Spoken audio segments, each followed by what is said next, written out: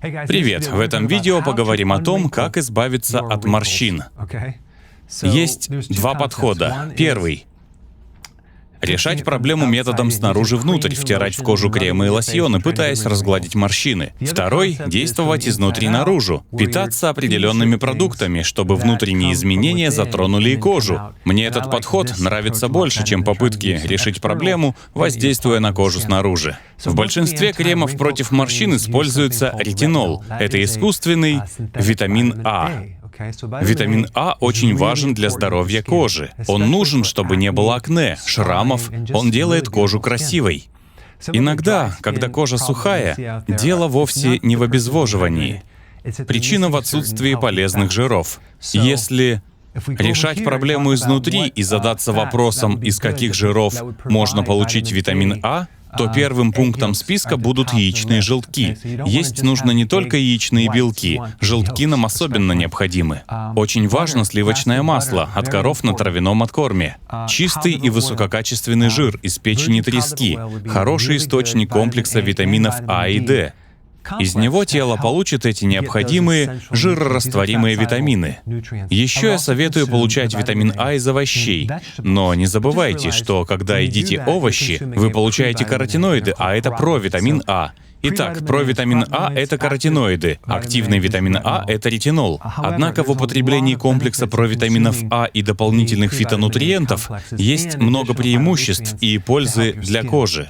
В них есть защитные факторы, нужные для здоровья кожи. Лично я люблю смешивать кейл и петрушку. Много шпината я не ем, потому что он повышает уровень оксалатов, что может привести к камням в почках. А вот кейл и петрушка — отличная смесь. Из них можно сделать шейк, добавить голубики и залить водой. Фитонутриенты из этой смеси очень хорошо скажутся на коже. Еще я рекомендую пептиды коллагена. Благодаря им клетки кожи формируются здоровыми. Я пользуюсь брендом Vital Protein. Их продукты пастбищные и травяного откорма, и высокого качества. И не забывайте, что кое-чего нужно избегать.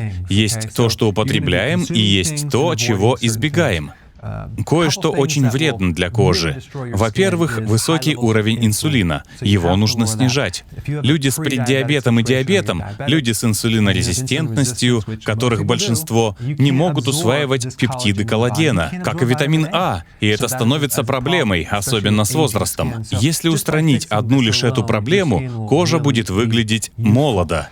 Для этого нужно исключить сахар, соблюдать кето и особенно интервальное голодание. Кто смотрел мои видео, знает почему. Интервальное голодание стимулирует аутофагию. Это вторичная переработка старых клеток. Старое и поврежденное вычищается, обновляются клетки, обновляется кожа. Благодаря одному лишь этому кожа станет гораздо лучше. Итак, соблюдаем кето и интервальное голодание, исключаем сахар и снижаем кортизол. Кортизол — это гормон стресса, он разрушает кожу. Он превращает белки кожи в сахар, из-за чего кожа становится дряблой и обвисает.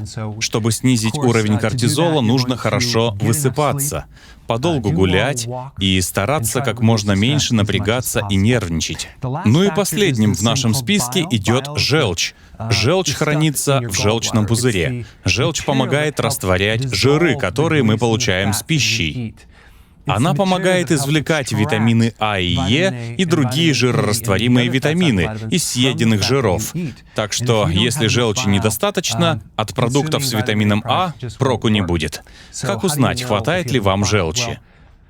Если желчного пузыря нет, желчи не хватает. Если есть застой желчи, допустим, у вас постоянно вздутие, это тоже проблема с желчью. Если у вас жирная печень, вероятно, желчи не хватает. Перечислю некоторые симптомы нехватки желчи. Человека пучит, у него отрыжка, боль в правом плече, верхней трапециевидной мышцы. Это симптомы проблем с желчным и печенью. В таких случаях я рекомендую формулу для желчного пузыря.